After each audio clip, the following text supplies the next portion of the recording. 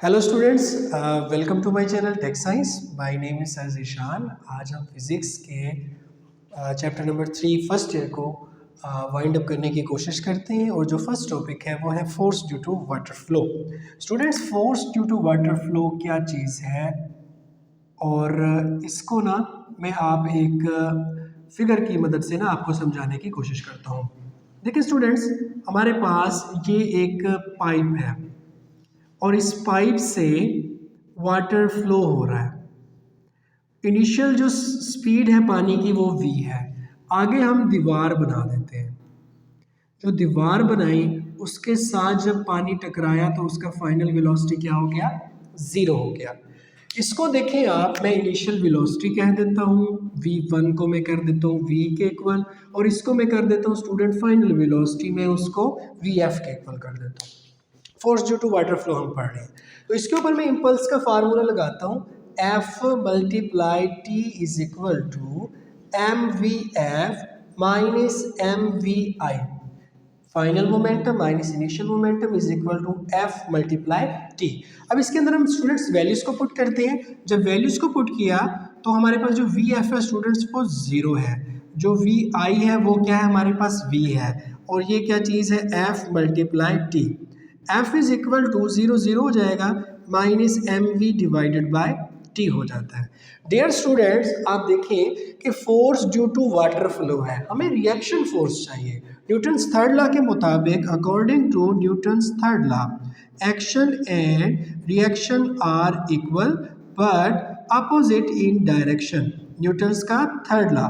तो हमारे पास देखिए ये जो फोर्स है वो इक्वल है minus m v by t के, तो हमें जो फोर्स रिक्वायर्ड है वो इसका अपोजिट फोर्स होगी, because it is due to water flow. So force will become equal to minus m v divided by t. It is basic relationship for force due to water flow.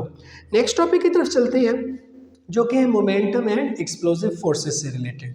Student देखिए, हमारे पास जब एक explosion होता है, ये एक bomb shell है, ये एक्सप्लोड करता है। एक्सप्लोजन के नतीजे में इसका एक फ्रैगमेंट ये गया, दूसरा फ्रैगमेंट ये गया, तीसरा फ्रैगमेंट ये गया। तो वो ये कहता है कि इसका मैस m है, इसकी वेलोसिटी v थी। इस फ्रैगमेंट का मैस m1, इसका मैस m2, इसका मैस m3। इसकी वेलोसिटी हम कर देते हैं v3, इसकी वेलोसिटी v2 और इसकी वेलोसिटी v1। वो कहता है मोमेंटम और एक्सप्लोसिव फोर्सेस में जो मोमेंटम है वो ट्रांसफर हो जाता है, लेकिन पहले का और बाद का मोमेंटम कांस्टेंट रहता है। इसको इक्वेशन की फॉर्म में लिखूं तो एम वी किस चीज़ के इक्वल हो जाएगा, m1 v1 plus m2 v2 plus m3 v3। Before explosion और आफ्टर एक्सप्लोजन जो फ्रेगमेंट्स हैं उनका जो मोमेंटम है वो क्या रहता है, इक्वल रहता है। अब स्टूडेंट देखिए, अब एक एग्जांपल बनाते हैं हम। ये एक गन बनाई हमने, अच्छा जी, और उसके अंदर एक बुलेट है। जो बुलेट है उसका मैस m है, उसको फायर जब करते हैं उसकी वेलोसिटी v होती है। जो गन है उसका मैस है कैपिटल M।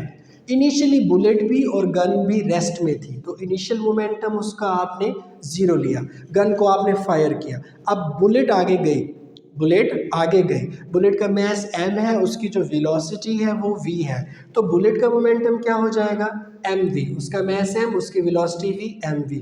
जो गन है उसका मैस था कैपिटल M।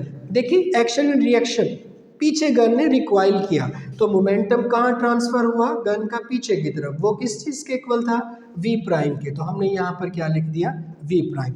बेसिकली मैं ये चेक करना चाह रहा हूँ कि v प्राइम गन के ऊपर जब कोई बंदा फायर करता है और वो ज़्यादा हेल्दी नहीं है, तो क्या गन का जो रिकॉइल या इम्पैक्ट इतना ज़्यादा तो नहीं है कि वो बंदा पीछे की तरफ गिर जाए, या वो जो ट्रांसफ़र है वेलोसिटी का वो उसको बेयर ना कर पाए। तो इसको उस साइड पे लेके गए, तो m v prime is equal to m v. देखिए इक्वेशन के उस साइड में गया तो ये नेगेटिव हो गया, v prime will become equal to m v divided by capital M। Student, ये हमारे पास था मोमेंटम एंड एक्सप्लोसिव फोर्सेस से रिलेटेड कुछ एग्जांपल्स। अब हम डिस्कस करते हैं रॉकेट प्रोपल्शन को। रॉकेट प्रोपल्शन क्या होती है? मैं लिख लेता हूँ रॉकेट प्रोपल्शन। अब देखिए एक रॉकेट बनाते हैं हम, ये एक रॉकेट बनाया हमने, ये इसके साथ हमने साइलेंडर्स अटैच कर लिए। ये साइलेंडर्स क्या करते हैं, इसको फ्यूल प्रोवाइड करते हैं।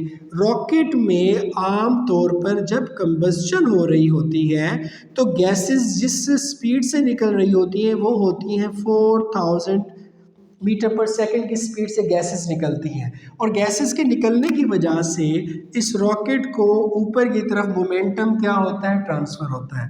रॉकेट का मास लेट्स सपोज m है, ये जब ऊपर मूव करता है तो इसकी वेलोसिटी जो है वो किस चीज़ के इक्वल होती है स्टूडेंट्स, v के इक्वल होती है।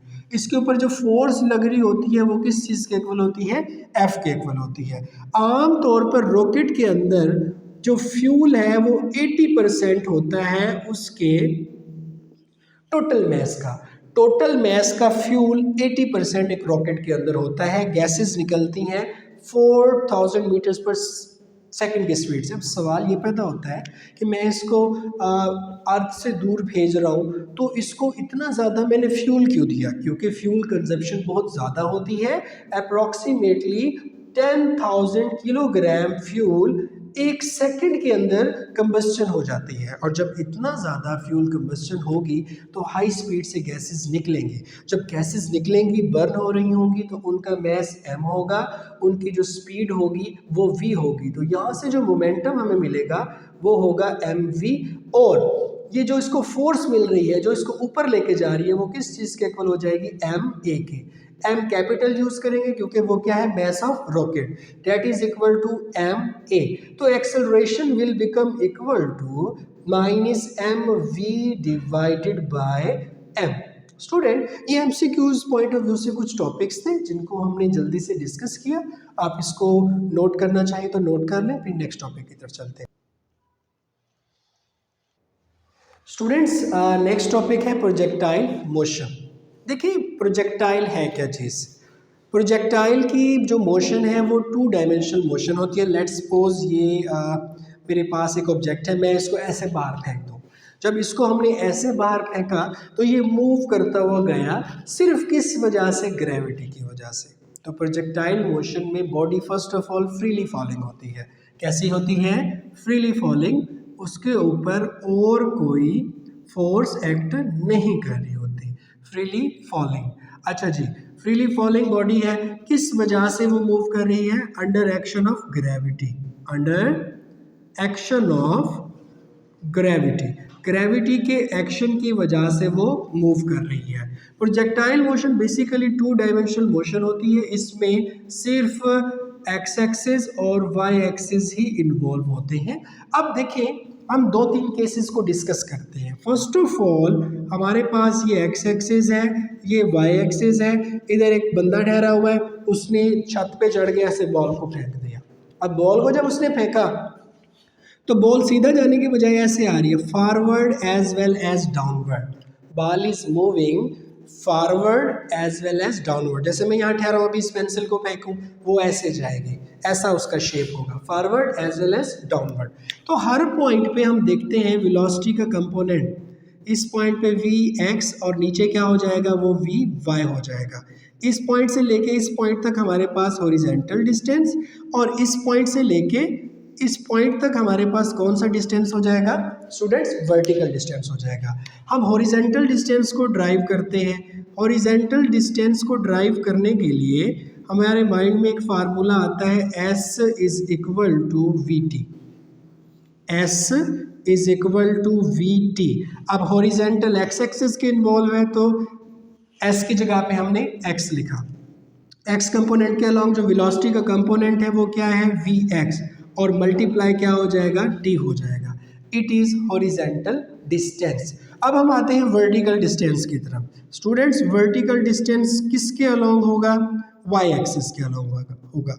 अब आप देखिए, आपको याद है कि बॉल को ना ऐसे फेंका गया, ऐसे नहीं फेंका गया, उसको ऐसे फेंका गया, तो उसका जो इनिशियल वर्टिकल कंपोनेंट है वो 0 है। मैं सेकंड इक्वेशन ऑफ मोशन को यूज कर रहा हूँ, s is equal to V I T plus 1/2 AT square. तो वर्टिकल है तो s के साथ y, वी आई के साथ भी हमने y लिखा, t plus 1/2 g T square, क्योंकि यहाँ पे जो एक्सेलरेशन है वो ग्रेविटेशनल एक्सेलरेशन था, तो एक ही जगह पे हमने जी को लिख दिया।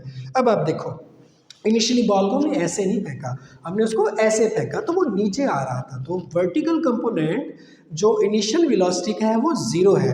तो इनिशियल वेलोसिटी का जो वर्टिकल कंपोनेंट है स्टूडेंट्स, वो ज़ीरो के इक्वल हो जाएगा।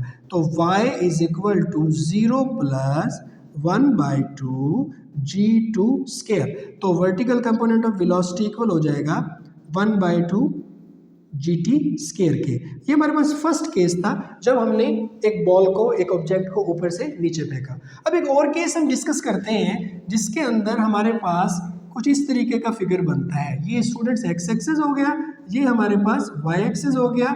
हमने बॉल को ऐसे इनिशियली थ्रो किया, जस्ट लाइक एक बॉम्ब शेल है, कैनन तोप से हमने उसको ऐसे फायर किया, उसको ऐसे सीधा ऊपर जाना चाहिए था, लेकिन ग्रेविटी की वजह से वो उसने अपना पाथ ऐसा अडॉप्ट किया, forward as well as downward, और एक पॉइंट पे जाके उसने ऐसे स्ट्राइक किया।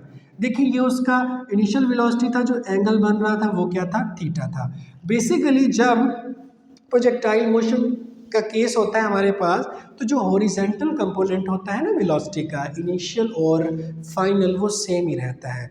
तो मैं इसका यूँ बताऊंगा कि इनिशियल कंपोनेंट वेलोसिटी का और फाइनल कंपोनेंट है एक्स एक्सिस के अलॉन्ग वो इक्वल होता है। तो वो किस चीज़ के इक्वल हो जाएगा, वी आई कॉस थीटा के। स्टूडेंट्स अब आते हैं हम फाइनल वर्टिकल कंपोनेंट की तरफ। तो वी एफ वाई हमें रिक्वायर्ड है, वी एफ एक्स हम निकाल चुके हैं।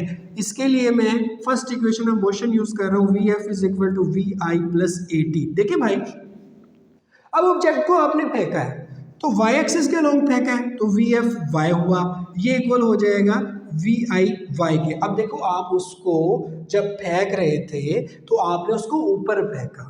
जब आप किसी ऑब्जेक्ट को ऊपर फेंकते हो तो ग्रेविटी उसको नीचे खींचता है, तो जब नीचे खींचेगा तो जी की जगह पे, ए की जगह पे आपने माइनस जी को यूज किया, क्योंकि in case of upward motion, motion जब अपवर्ड होगा तो एक्सेलरेशन की जगह पे आप क्या यूज करोगे, माइनस जी।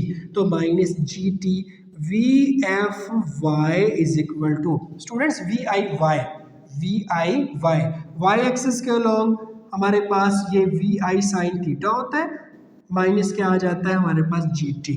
इसको आप कर लो इक्वेशन नंबर 1, इसको आप कर लो इक्वेशन नंबर 2।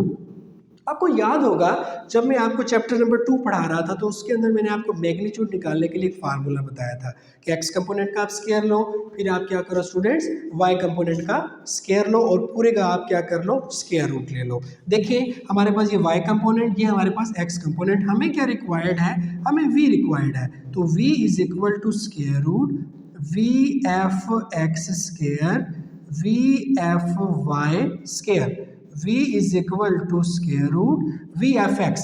अब वी एफ एक्स की जगह पे क्या आ जाएगा, वी आई कॉस थीटा, आपने इसका क्या ले लेना है, स्केयर ले लेना है, और वी एफ वाई की जगह पे क्या ले लेना है, V I sine theta minus G T का आप क्या ले लोगे, स्केयर ले लोगे। इसको आगे मजीद भी हम सॉल्व कर सकते हैं, कर देते हैं बल्कि। देखिए आप v इज इक्वल टू हमारे पास ये हो जाएगा V I square cos square theta. Students आगे अब इसको सॉल्व करते हैं। यहाँ पे हमारे पास कंप्लीटिंग स्केयर वाला फार्मूला है, आपको याद होगा कि a plus B whole square को जब ओपन करते थे तो a square plus B square plus 2ab हो जाता था। अगर फार्मूला हमारे पास माइनस वाला होता था तो इस जगह पर हमारे पास क्या आ जाता होता था, माइनस आ जाता होता था। अब यहाँ पे माइनस है तो हमने क्या करना है, plus V I square sine square theta plus G square T square minus 2vi sine theta, साथ में क्या आ जाएगा, जी टी। स्टूडेंट्स ये बात आपको समझ आ गई है। अब देखें हमारे पास इस रिलेशन में vi स्केयर हम कॉमन ले लेते हैं। जब vi स्केयर कॉमन लेंगे तो अंदर हमारे पास बच जाएगा sine square theta plus cos square theta plus G square T square minus 2vi sine theta G T पूरे का स्केयर हो। स्टूडेंट देखिए ये वाला जो फैक्टर है 1 के इक्वल होता है, तो v is equal to V I square plus G square T square minus 2vi sine theta G T, पूरे का आपने क्या ले लेना है, स्क्वायर रूट ले लेना है। अब हम आते हैं इसके डायरेक्शन को फाइंड करने के लिए। देखिए टेन थीटा किस चीज के इक्वल होता है, टेन थीटा इक्वल होता है V F Y divided by V F X के। Theta is equal to tan inverse V F Y divided by V F X. अब वी एफ वाई किस चीज के इक्वल आपने निकाला हुआ था मेरे भाई, इस चीज के इक्वल निकाला हुआ था, तो V I sine theta students minus G T divided by V F X की जगह पे क्या आ जाएगा, V I cos theta. Student next बाकी एमसीक्यू पॉइंट ऑफ व्यू से और कुछ रिलेशन पॉइंट ऑफ व्यू से टॉपिक्स रह गए हैं, आप इस लेक्चर को नोट करें, तब तक मैं बोर्ड को रेज करवाता हूँ। Next height of a projectile, के प्रोजेक्टाइल की हाइट क्या होती है, मैं इसका डेफिनेशन आपको समझाता हूँ। The maximum vertical distance covered by a projectile is called height of projectile.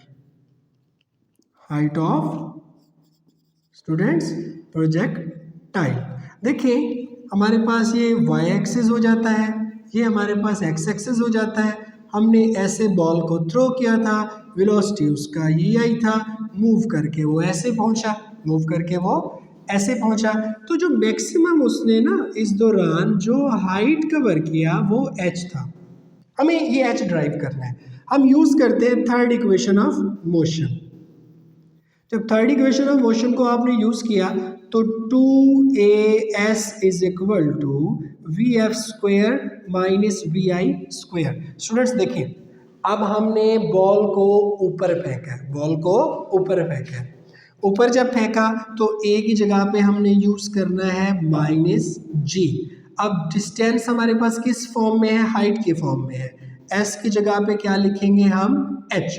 अब देखिए एक चीज है, ऑब्जेक्ट है, मैंने उसको ऊपर फेंका, ऊपर जाने के बाद मैक्सिमम हाइट से देखें उसने नीचे ही आना है, मैक्सिमम हाइट पे जाने के बाद वो नीचे ही आता है, तो उसका जो फाइनल कंपोनेंट है वो क्या हो जाता होता है, हमारे पास जीरो हो जाता है। और इनिशियल जो वर्टिकल कंपोनेंट है वो क्या होगा, वाई एक्सिस के लोग आपको पता है साइन थीटा यूज किया जाता है, V I sine theta square, V I square था तो हमने स्क्वायर ले लिया, तो रिलेशन क्या ड्राइव होगा, minus two G H is equal to minus V I square sine square theta.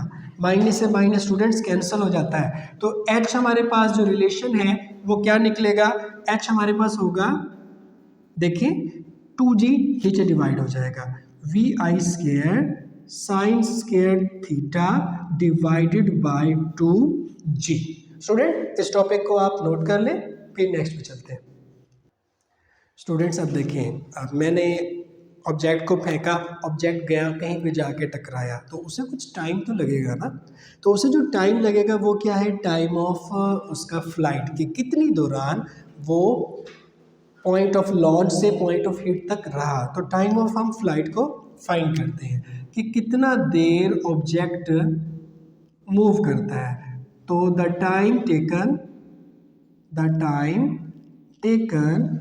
by a projectile during its flight, कि वो कितनी देर पॉइंट ऑफ लॉन्च से पॉइंट ऑफ हिट तक हवा में रहा, एयर में रहा, तो वो उसका क्या हो जाएगा, टाइम ऑफ फ्लाइट। स्टूडेंट्स इसको सॉल्व करने के लिए हम सेकंड इक्वेशन ऑफ मोशन को यूज करते हैं, s is equal to V I T plus 1/2 AT square. देखिए सर हमने इसको ज़मीन से थ्रो किया, ये देखिए ज़मीन पे आके टकराई, तो टोटल डिस्टेंस हुआ कितना हुआ, ज़ीरो। डिस्टेंस कितना हो जाएगा, ज़ीरो हो जाएगा। अब वी आई है, क्या चीज़ है, वी आई। अब वाई एक्सिस के अलॉन्ग हम इसको ले रहे हैं, तो ये हो जाएगा वी आई वाई साथ में टी प्लस 1/2। अब ऑब्जेक्ट को ऊपर फेंका था ना भाई, जब ऑब्जेक्ट को ऊपर फेंकोगे तो एक ही जगह पे क्या आ जाता है, माइनस जी, साथ में टी स्क्वायर। अब ये माइनस वाला जो फैक्टर हुआ है उसको भाई इधर लेके आओ, तो ये कौन हो जाएगा 1/2 G T square is equal to, अब इधर बच रहा था V I Y T Y axis के अलॉन्ग, तो हम साइन थीटा ले रहे हैं, वी आई साइन थीटा, इसको मल्टीप्लाई कर दो किस चीज के साथ, टी के साथ, तो टी से ये वाला टी क्या हो गया, कैंसल हो गया। अब देखो भाई ये जो 2 है डिवाइड हो रहा है, इसके साथ आके मल्टीप्लाई हो जाएगा 2vi साइन थीटा, ये टी हमने फाइंड करना है, जी इसके साथ मल्टीप्लाई हो रहा था तो नीचे क्या हो गया, डिवाइड हो गया, तो जो टाइम ऑफ फ्लाइट निकला वो निकला 2vi sine theta divided by G, ये क्या था हमारे पास, टाइम ऑफ फ्लाइट था। नेक्स्ट चलते हैं रेंज की तरफ, आप इसको नोट कर लो। स्टूडेंट्स लास्ट इंपॉर्टेंट टॉपिक है रेंज का, लॉन्ग में भी आ जाता होता है। अच्छा रेंज है क्या चीज़, देखो मैं ये बॉल है उसको उठा के मैंने ऊपर फेंका यार, अब ये बॉल ऊपर जा रहा है, दूर जाके गिरा, ठीक है, मैं इसको ऐसे भी तो वहीं फेंक सकता था ना, करीब जाके गिर जाता, कि फेंकना तो मैंने वहीं पे था, तो मेरा मकसद था हॉरिजेंटल डिस्टेंस के अंदर, तो maximum horizontal distance, maximum 3 words लिख रहा हूं मैं, maximum horizontal distance of a body या of a projectile is called range. मैंने थोड़ी देर पहले हॉरिजेंटल डिस्टेंस निकाला था, मैंने कहा था जी वी एक्स मल्टीप्लाई टी, तो यहाँ पे इनिशियल कंपोनेंट ले लिया मैंने वी आई एक्स। अच्छा थोड़ी देर पहले मैंने टाइम ऑफ फ्लाइट निकाला था, उसको उठा के मैं इधर लिख देता हूँ, तो टाइम क्या था 2vi sine theta divided by G, V I X की जगह पे हम क्या लिख देंगे, वी आई एक्स एक्सिस के अलॉन्ग क्या होता है कॉस थीटा, और मैक्सिमम हॉरिजॉन्टल डिस्टेंस को हमने क्या कहा था, रेंज कहा था, तो एक्स की जगह पे हम क्या लिख देते हैं, रेंज लिख देते हैं, तो रेंज इज इक्वल टू, ये 2 इधर आ जाएगा, वी आई स्क्वायर मल्टीप्लाई हो जाएगा sine theta cos theta, sine theta cos theta divided by G. Dear students देखिए मैं इसको अगर ऐसे लिख दूं रीअरेंज करने के बाद, V I square divided by G 2 sine theta cos theta, कोई इश्यू तो नहीं है, क्योंकि देखिए सारे फैक्टर्स जो है ना मल्टीप्लाई हो रहे थे भाई, मल्टीप्लाई हो रहे थे, जब मल्टीप्लाई हो रहे थे तो 2 साइन थीटा और ये क्या हो गया कॉस थीटा। अब देखिए आप ये जो 2 साइन थीटा कॉस थीटा है ये किस चीज़ के इक्वल होता है, 2 साइन थीटा कॉस थीटा हमारे पास इक्वल होता है साइन 2 थीटा के, साइन 2 थीटा के। अच्छा ये साइन 2 थीटा के इक्वल कैसे होता है, आप इसको अगर एक्सपेंड करना चाहो तो बिसाइड फ्रॉम दिस क्वेश्चन है, मैं यहाँ पे लिख देता हूँ साइन थीटा प्लस थीटा को आप एक्सपेंड कर लो, sine theta cos theta plus आ जाएगा cos theta sine theta, add करोगे तो फिर यही वाली चीज़ इस चीज़ के बराबर ही आ जाती है। खैर हमारा क्वेश्चन के साथ उसका कोई रिलेशन नहीं है, 2 साइन थीटा कॉस थीटा किसके इक्वल है, साइन 2 थीटा के इक्वल है, तो हम रिलेशन को रीअरेंज करते हैं, R is equal to V I square divided by G मेरे भाई। अब इसको किसके इक्वल कर दूं, इस चीज़ के इक्वल कर दूं, यहाँ पे लिख दोगे साइन 2 थीटा। अब मैक्सिमम रेंज निकालनी है कि कितना दूर में किसी ऑब्जेक्ट को भेजूं तो किस एंगल पे उसको मैं फायर करूं, तो एंगल पे जब मैंने फायर करना होगा तो मुझे मैक्सिमम रेंज के लिए एंगल लेना होगा 45 डिग्री, तो for sake of finding maximum range V I square divided by G sine 2 multiply 45, student sine 45 जब 2 से मल्टीप्लाई हो जाता है वो 90 हो जाता है और ये इक्वल होता है 1 के, तो हमारे पास जो मैक्सिमम रेंज के लिए रिलेशन आएगा वो आ जाएगा V I square divided by G. कुछ एमसीक्यूज की बातें हैं, एक है ब्लास्टिक ट्रेजेक्ट्री, ब्लास्टिक ट्रेजेक्ट्री। अब देखिए मैंने अगर मिसाइल को फायर किया तो ये जो उसका पाथ है आप इसको क्या कहोगे, ब्लास्टिक ट्रेजेक्ट्री कहोगे। उसके बाद कुछ मिसाइल होते हैं वो ब्लास्टिक मिसाइल होते हैं, बस आप उनको थ्रू कर देते हो उसके बाद वो खुद फ्रीली मूव करते रहते हैं, और कुछ होते हैं गाइडेड मिसाइल्स होते हैं। Student it was all about chapter number 3। मैंने काफ़ी सारी चीज़ों को वाइंड अप करने की कोशिश की, अगर आप किसी चीज़ पर डिटेल्ड लेक्चर चाहो तो आप कमेंट सेक्शन में बता देना, मैं बना दूंगा आपको, और अपने चैनल का ख्याल रखना। अल्लाह हाफिज़।